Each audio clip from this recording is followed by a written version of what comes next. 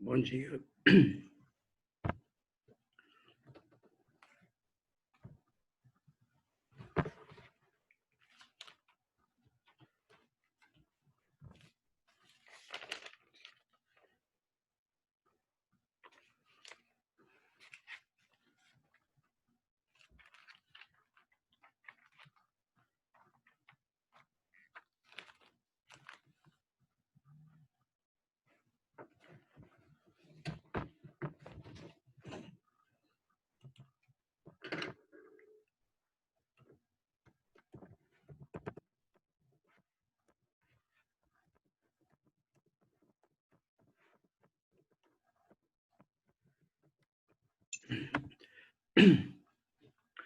Bem, gente, nós vamos começar nossa aula de gramática, tá? Bom dia. Nós iremos continuar a correção dos exercícios. Bom dia, professor. Bom dia, tudo bem? Sim. Que bom. Então, olha só, turma, eu não me lembro ao certo qual foi a página que eu parei, mas eu acredito que eu vou começar na página 215, porque eu acho que a última página eu já... Quer dizer, a última não, né? A primeira página de exercícios eu corrigi, que foi a página 212, né? Porque esses exercícios, eles estão sorteados, né? Eles não estão em uma folha completa, né? Eles estão parcelados no capítulo, né? Então, a primeira série dos exercícios era 211 e 212, e depois nós vamos para a página 215. Não é isso, gente? Quem estava na outra aula, não foi aqui que eu parei?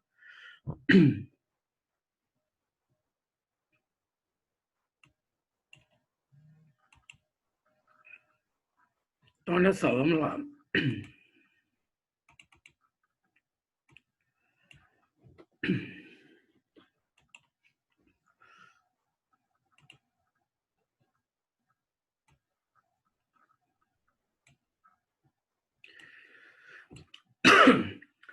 Então, nós estamos na página 215, tá? Olha só, gente, são exercícios sobre estrutura e formação da palavra ainda, tá? Considere estes dois verbetes transcritos do dicionário Hawaiian eletrônico. Gente, é bom lembrar vocês que todo mundo acha que o dicionário mais completo em língua portuguesa... Bom dia, Lívia. Todo mundo acha que o dicionário mais completo em língua portuguesa é o dicionário Aurélio, né? Mas não é, tá? O dicionário mais completo em língua portuguesa é o Hawaiian. É do professor de língua portuguesa chamado Antônio Hawaiian, tá? Então, fiquem atentos. O Aurélio é bom? O Aurélio é maravilhoso, mas o Hawaiian ainda é o mais completo. Então, vocês fiquem atentos a isso. Então, olha só, turma. Ele considerou dois verbetes, né, do dicionário Hawaiian. E, para quem está chegando agora, eu estou na página 215, tá?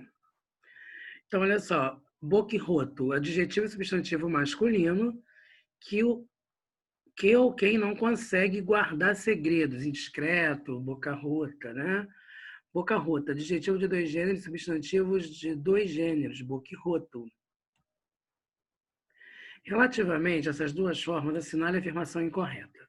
Sabendo-se que roto, o rota, né, significa esburacado, esburacada, rasgado, rasgada, conclui-se que em ambas ocorre um processo metafórico de atribuição de sentido.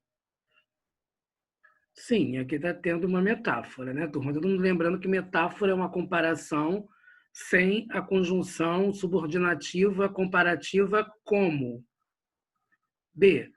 Elas constituem formas variantes, isto é, grafias ligeiramente diferentes de uma mesma palavra, tal como acontece também com muitas outras palavras, loira e loura.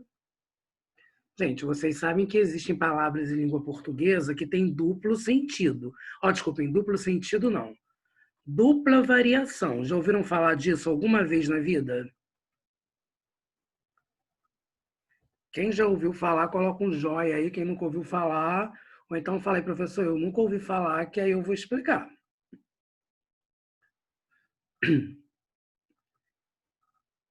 Gente, eu estou esperando vocês falar. Nunca ouviu, Isabelle? Então, olha só, exemplo.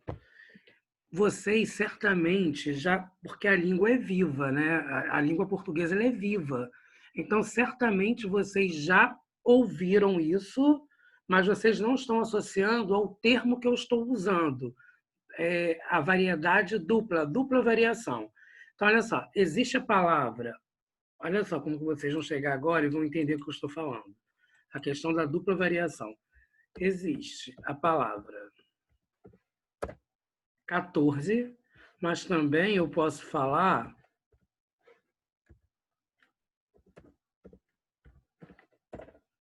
14. Existe a palavra loira, mas eu também posso falar loura. Vocês certamente já ouviram alguém falando 14 e certamente vocês já ouviram alguém falando 14. Como vocês já ouviram alguém falando loira e alguém falando loura. Já, né, turma? Ainda tem outras palavras, ó. A palavra abdômen, eu posso falar abdômen, olha isso, turma. Como eu posso falar abdômen. Na matemática, turma, eu posso falar porcentagem. Opa, desculpem. Porcentagem, eu escrevi errado aí no chat. Eu posso falar porcentagem, como eu posso falar porcentagem.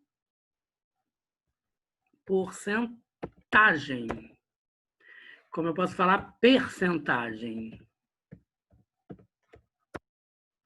Então, eu posso falar tanto porcentagem como percentagem. Tá?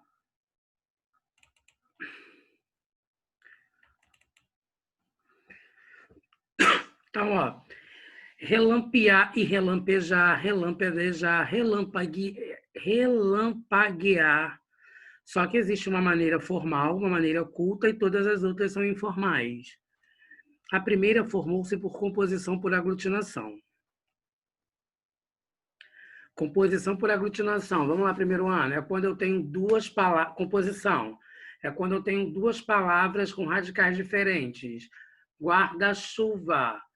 Quando eu tenho composição por justaposição, é quando eu não tenho perda de letra. Quando eu tenho composição por aglutinação, é quando há perda de letra.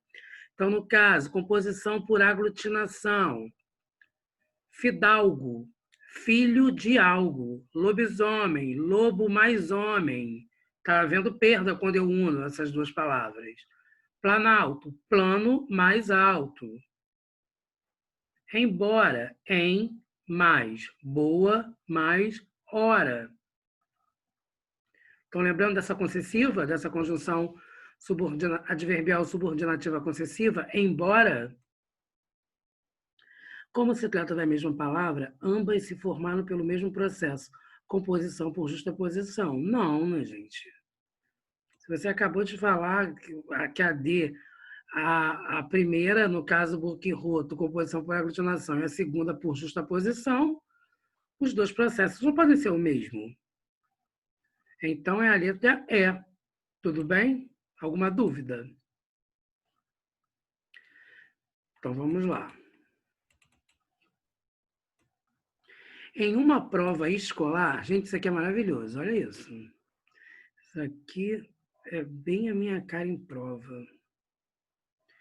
Em uma prova escolar, uma das questões perguntava se a palavra planalto, olha isso, turma, planalto, plano mais alto. Se eu juntar o plano do planalto e mais o alto, os dois radicais diferentes, como que eu falaria? Plano alto. Não era isso? Então, olha só, se eu juntar a palavra, eu tenho a palavra planalto, então é plano, olha lá, turma, plano mais alto. Se eu tenho plano mais alto, eu deveria ter opa, deveria ter Eita! Plano alto. Dê uma olhada nisso aqui no chat, turma. Dá uma olhada aí, Tiagão. Dá uma olhada aí, o Isabelle. Dá uma olhada aí, gente. Lívia, tô vendo aí? Plano mais alto. Né? Se eu tenho dois radicais diferentes em uma palavra, eu vou ter composição, ok? Dois radicais diferentes. Então, se eu unir, eu falaria plano alto. Mas essa palavra plano alto, numa questão de acomodação fonética, de som, plano alto, parece até que eu estou tendo um problema de fonoaudiologia. Então, o que aconteceu? Ela se fundiu, né? Então, essa palavra, planalto, houve perda de uma letra, que foi o O. Estão vendo que o O foi perdido, turma? Se o O foi perdido, eu tenho planalto. Tudo bem até aí? Alguma dúvida? Então dá.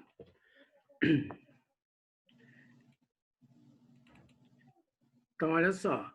Planalto, eu tenho composição... Coloca na sua cabecinha. Planalto, eu tenho composição por aglutinação, né? E depois chuveiro. Chuveiro, turma. Chuveiro vem de quem? Chuveiro vem de chuva, né? Eu vou tomar uma chuveirada, um chuveiro pequeno, um chuveirinho, um chuveiro maior, um chuveirão. Certo? Aí, turma, o garoto respondeu assim na prova. As duas são formadas por composição por aglutinação. Planalto, tudo bem. É composição por aglutinação. Aí ele continua, porque nas duas aconteceu alteração na forma de uma das palavras. Plano perdeu o e chuva perdeu lá. Gente, planalto, o garoto arrebentou. Né? O garoto deu uma explicação perfeita, ele tirou onda com o professor de língua portuguesa. Agora, chuveiro, ele tá falando muita bobagem. Né? Chuveiro, perdeu o A. Não, gente.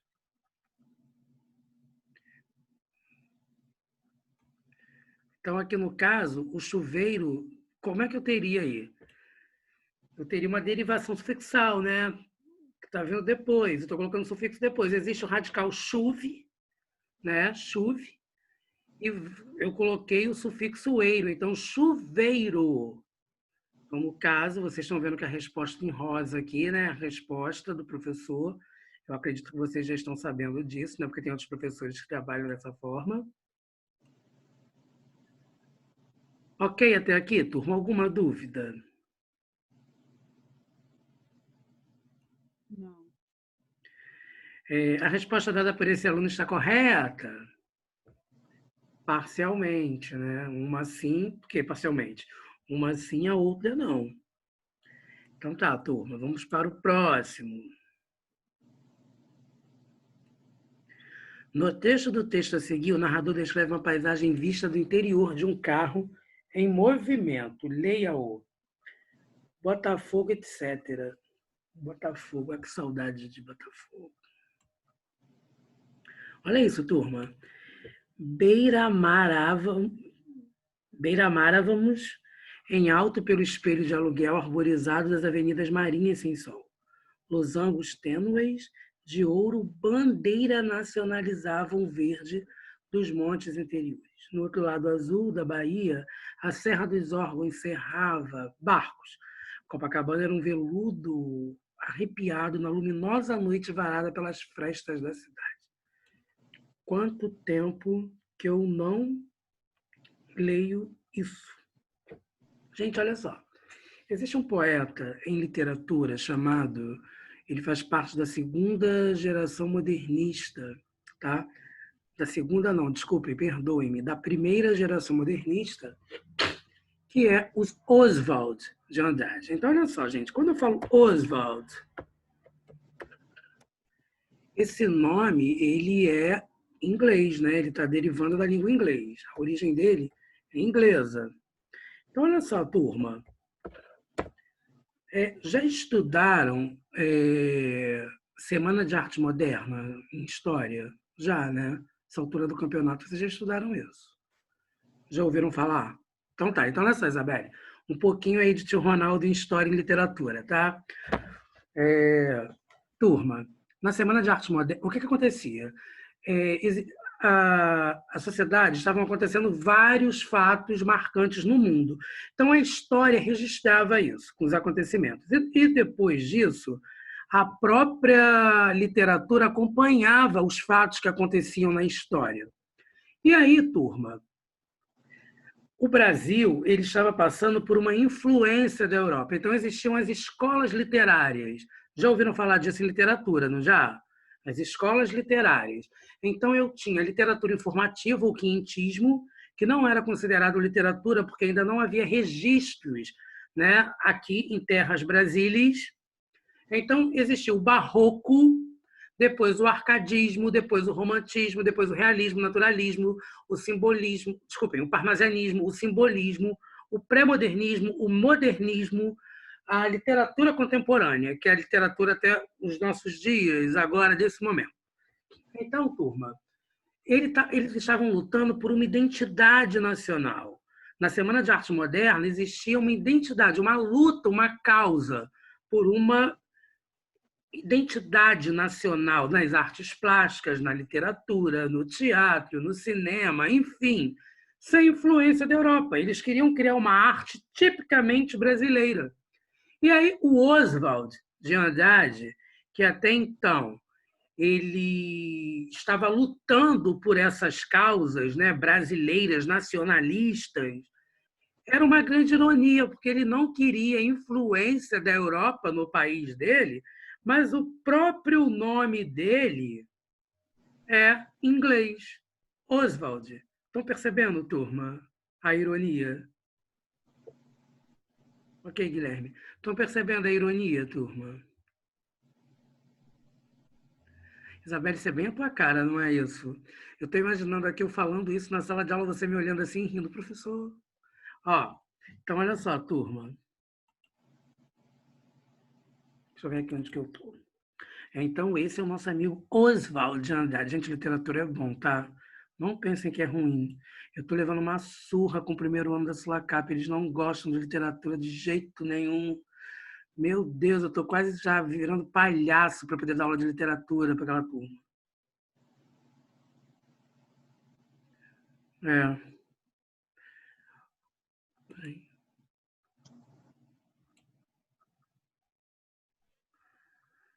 Ô, turma, que delícia, né? Meu Deus do céu. Ai, meu Deus, dê paciência para essas coisas. Olha só.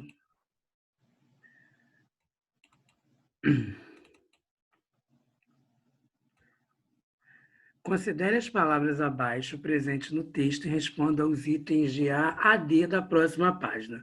Número 1, alto, alto com U, tá, gente? Não alto com L. Número 2, espelho. 3, arborizado. 4, marinha. E 5, bandeira nacionalizavam.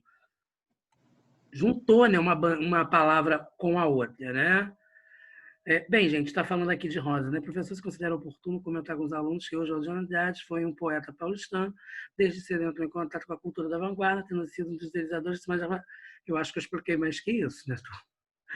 Então, olha só, ainda bem que sou professor de literatura, né? Já pensou se eu não fosse professor de literatura? Meu Deus, como é que seria agora?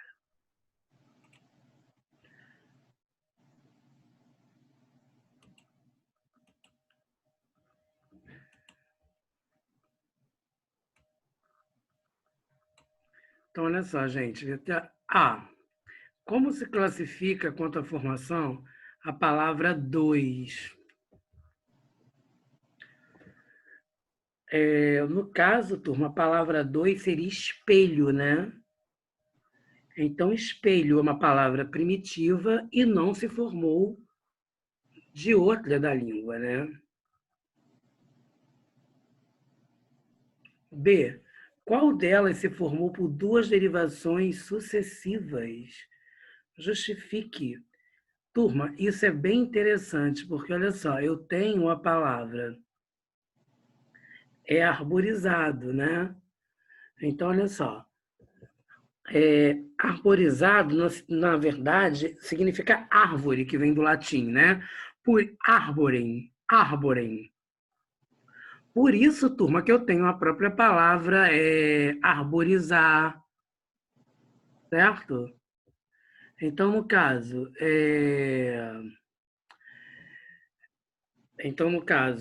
eu tenho o latim arborem, né? Mas o isar, que é um sufixo, e que junto eu criei arborizar, certo? Então, a minha primeira derivação. Vamos lá, vamos entender isso aqui, porque isso está um pouco complexo. Então, olha só. Arborizado, né? A primeira derivação veio de árvore, certo, turma? Mais o isar. Então, eu criei uma palavra do prefixo do latim, né? Arborem mais isar. Só que aí, eu criei essa palavra arborizar e eu cheguei e falei assim, tem algo arborizado. Dentro dessa palavra que eu criei primeiro, arborizar, eu criei uma outra que é arborizado. Estão conseguindo entender, turma? Então, vocês entenderam o que eu estou falando mais ou menos? Então, eu tenho a primeira derivação, né, da palavra arborizado, que é árvore em latim, mais o isar, que eu criei arborizar. E a segunda derivação, que é o arborizado, que eu tenho arborizar mais o ado. Letra C.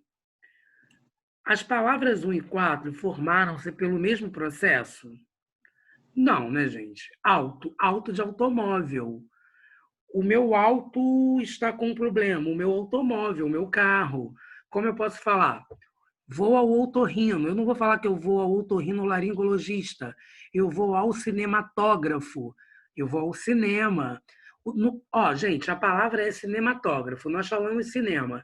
Alguns já falam cine. Eu vou ao cine. Estão vendo essa questão dessa redução? Outra, pneumático. O meu pneumático esvaziou. O meu pneu. Estão conseguindo entender, turma? Sim, professor. Oi. Oi. Oi. Eu falei sim, professor. Ah, sim, tô entendendo. Ah, entendi. Pensei que fosse alguma dúvida. Então, olha só, turma. Outra coisa que eu quero lembrar para vocês também, em primeiro ano, fiquem atentos à questão aquática e à questão marítima. Aquática vem de água e marítima vem de mar. Tudo bem? Sim, professor, o senhor poderia voltar no slide rapidinho? A água do rio, né, gente, seria água fluvial. E a água da chuva seria pluvial. Então, se eu falar plantas da água, se for do rio, se for do mar, são aquáticas. Agora, se for do mar, eu já posso falar que são plantas marítimas. E se for do rio, eu posso falar que são plantas fluviais, né? Então, aqui no caso, gente, não, né? Auto formou-se por redução vocabular de automóvel e marinhas formou-se por derivação sufixal. No caso, marinho, eu tenho a palavra mar, mais inhas. Alguma dúvida até aqui? Descreva o processo de formação do neologismo e explique no contexto do texto o que ele significa. Bem, gente, no caso, o neologismo é bandeira nacionalizável, né, que é a D da terceira questão.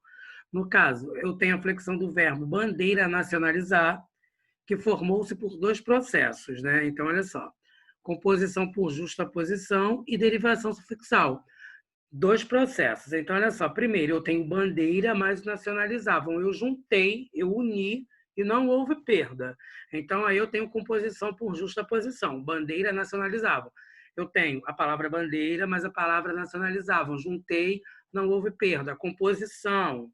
Composição por justaposição. Se tivesse perda, professor, composição por aglutinação. E aí depois, dentro dessa bandeira nacional, eu peguei, formei uma outra palavra, que seria bandeira nacionalizavam, certo? E aí eu terei a derivação sufixal. Bandeira nacionalizar. No caso, seria composição por justaposição. A partir do momento que eu crio uma outra palavra, eu vou ter uma outra formação, um outro processo de formação. Bandeira nacionalizavam. Então, já neste caso, eu terei derivação sufixal. No romance O Coronel e o Lobisomem, o narrador protagonista, chamado Ponciano de Azeredo Furtado, narra suas aventuras e façanhas como proprietário da fazenda Sobradinho, que ele herdara do avô. No trecho abaixo, Ponciano relata o momento em que, algum tempo depois de receber a herança, ele e seu advogado estão finalmente concluindo a documentação que definia as divisas de suas terras com as dos fazendeiros vizinhos. Leia-o e responda as questões 4 e 5. Valeu a pena o trabalho, Pernambuco Nogueira. Valeu a pena o trabalho. Pernambuco Nogueira, poder de leis e artimanhas, não só limpou as propriedades de agravos e roubalheiras, como adentrou suas leis em terra que não era minha. Refuguei. Sou lá homem disso, doutor. Quero só o que é meu, mas um aguardenteiro de nome Sicarino Dantas, com engenho de cachaça em paus amarelos. Quis jogar a demanda no terreno do atrevimento. Avisaram a ele. Esse Ponciano é o tal que, em dia dos antigos, estuporou um valentão de circo de cavalinhos. Deu de ombros. Não levava medo de homem, coisa que acabou desde a inventoria do pau de fogo. Era camarada vingancista e garantiu que o coronel do Sobradinho não pegava o tempo das águas com vida no corpo. Como fosse mês de agosto, aproveitei para fazer ironização. Pois diga esse boi de chocalho que ainda tem 1 mês e meio para rebentar o chifre dele. Então, olha só, gente. Considere o texto as palavras roubalheiras do primeiro parágrafo e aguardenteiro do terceiro parágrafo e responda os itens A e B. Aguardenteiro, gente, aguardente, certo? Aguardente, água mais, no caso, quando eu tenho a palavra aguardente, eu tenho a palavra água mais ardente, é o álcool, é a cachaça, né? O verbo roubar é uma palavra primitiva da qual derivam as palavras roubos e roubalheira, ok? Identifique o processo de formação dessas duas derivadas. Então, olha só, gente. A palavra roubo, né, é uma derivação, no caso, regressiva, né? Porque o roubo vem de roubar. E, no caso, roubalheira é derivação sufixal. Então, roubo é derivação regressiva, porque eu já tenho o verbo roubar. O roubo da moto. O roubo da moto foi na esquina da rua principal do bairro. E roubalheira é derivação sufixal. Então, roubo, derivação regressiva, roubalheira, derivação sufixal. No contexto da narrativa, seria válido substituir roubalheiras por roubo, justifique. Não, né, gente? Por quê? Porque, no caso, o roubo está se referindo a algo que se praticou a ação de roubar. Já quando eu falo uma roubalheira, significa que é algo que está acontecendo com uma certa continuidade, né? Algo sistemático, algo aberto, todo mundo está vendo, todo mundo está enxergando, é algo escandaloso. Então, no caso, não, né? Porque roubos refere-se a uma ou algumas ocorrências em que se praticou a ação de roubar, e já roubalheira indica uma grande quantidade de roubos, né? Uma ação contínua, né? Algo sistemático. Letra B. Em relação à palavra aguardenteiro, Essa palavra originou-se por 2 processos de formação ocorridos em sequência. Quais foram eles? Então, olha só, gente. Eu tenho aguardente, eu tenho água mais ardente, certo? Eu não falo água ardente, eu não falo A 2 vezes. Então, no caso, eu tenho composição por aglutinação. Aí, depois que eu tenho a palavra aguardente, eu falo aguardenteiro. Aí eu já vou ter derivação sufixal, porque eu coloquei o eiro, né? Depois da palavra que já existia. Então, ela está derivando através do sufixo. Considerando que aguardente é sinônimo de cachaça, seria adequado, no contexto da narrativa, substituir aguardenteiro por cachaceiro? Justifique. Não, né, gente? Ó, aqui, vamos ler aqui a resposta. Olha só. O personagem era aguardenteiro, fabricante de aguardente. Cachaceiro tem carga semântica negativa. Então, olha só, no caso, aguardenteiro, nesse caso, é a pessoa que fabrica o aguardente, que seria a cachaça. Agora, se eu falar que alguém é cachaceiro, estão conseguindo entender a significação? Cachaceiro tem uma visão depreciativa, tem uma visão negativa. Porque se eu chamo uma pessoa de cachaceira, significa que é aquela pessoa que não tem domínio, que não consegue controlar o próprio vício que é de ingerir cachaça, que é uma bebida alcoólica, podendo ser considerado um alcoólatra, pessoas que estão sempre bebendo cachaça. Ah, cachaceiro, manguaceiro, diferentemente da palavra aguardenteiro, que é o fabricador do aguardente. Turma, alguma dúvida até aqui?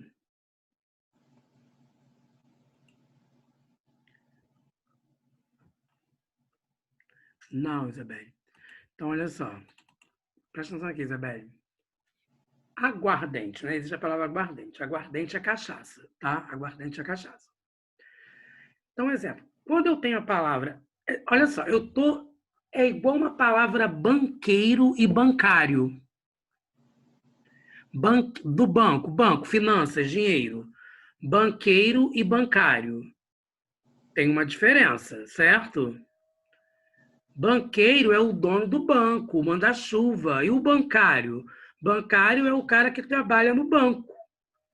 Então, no caso, aguardente. Quando eu tenho a palavra aguardenteiro, Isabelle, é o homem que fabrica a cachaça. É o dono da fábrica de cachaça. É o operário que está ali produzindo a cachaça.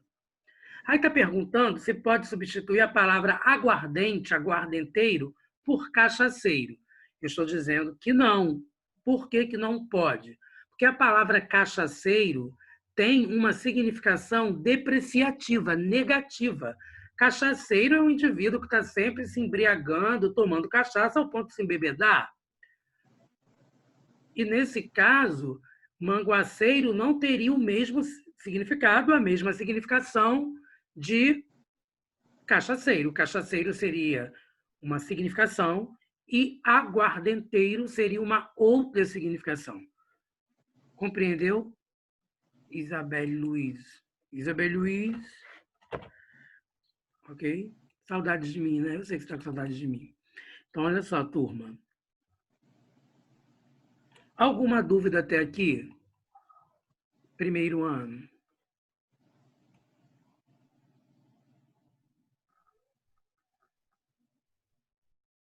Cinco, né? Estou na 5. No penúltimo parágrafo,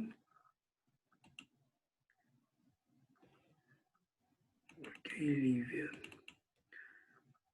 Penúltimo parágrafo, o coronel Ponciano emprega 3 palavras que, embora não estejam dicionarizadas, podem ser facilmente compreendidas pelo leitor, por analogia com outras palavras de significação equivalente.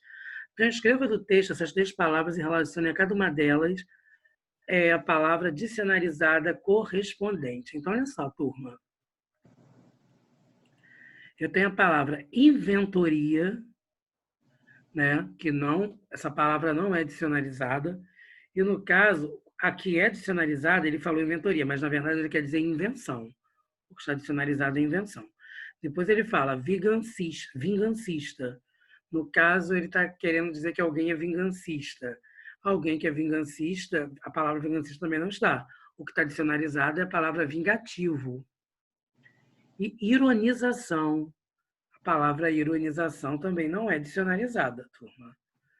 Né? A palavra, na verdade, que é dicionarizada, que está próximo não, que é o que ele gostaria de dizer, é a palavra ironia. Tudo bem até aqui?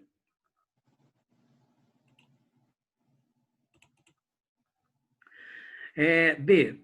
Considerando as características da personalidade do coronel que podem ser percebidas no texto, que imagem ele pretendeu passar de si próprio ao usar palavras referidas em A? Né? Quando ele usou esse tipo de palavras, gente, o que ele quis dizer? Na verdade, ele quis mostrar às pessoas que ele tinha um domínio de um português, né? Exibia a capacidade de falar difícil. Isabelle, a gente já conversou isso ano passado. Não sei se você está lembrando. Bruno, vê se você lembra disso. Deixa eu ver quem estava aqui, lá, ano passado. Eu acho que só quem estava aqui nesse momento, que foram meus ano passado, foi Isabelle e Bruno.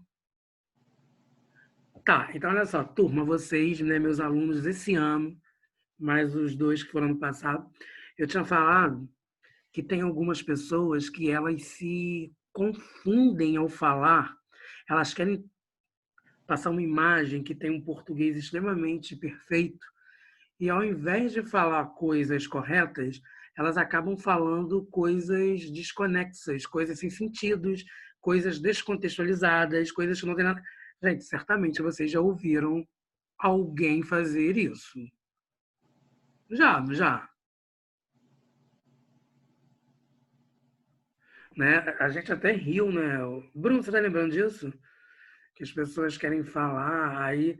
Gente, o elegante ao falar português é você ser simples. Ou então você só fala aquilo que você tem domínio. Se você não tem domínio, vejam quantos sinônimos existem em língua portuguesa. Substitua por sinônimos. Vai ficar muito mais bonito. Pelo menos não vai parecer que você é pedante. Além de parecer que você, o tempo todo, está querendo falar errado. Quer dizer, está falando errado achando que está falando bonito, que está falando certo. Tudo bem, Lívia? Compreendeu o que eu falei? Tiago, compreendeu? Lohan? Leonardo? Sim, professor. É o que, professor? Eu estou perguntando, estão compreendendo o que eu estou falando? Ah, sim. Então, gente, é exatamente isso, né? Ele queria falar difícil para passar imagens de uma pessoa culta. Queria falar difícil para passar a imagem de uma pessoa culta. Nossa, isso é horrível, gente. Luiz Guilherme de palhaçada. Bem, turma, é isso, tá? Vão lá tomar um café, beber uma água, vão ao banheiro, que daqui a pouco a gente volta, tá? É rapidinho. Então tá, um beijo. Tchau.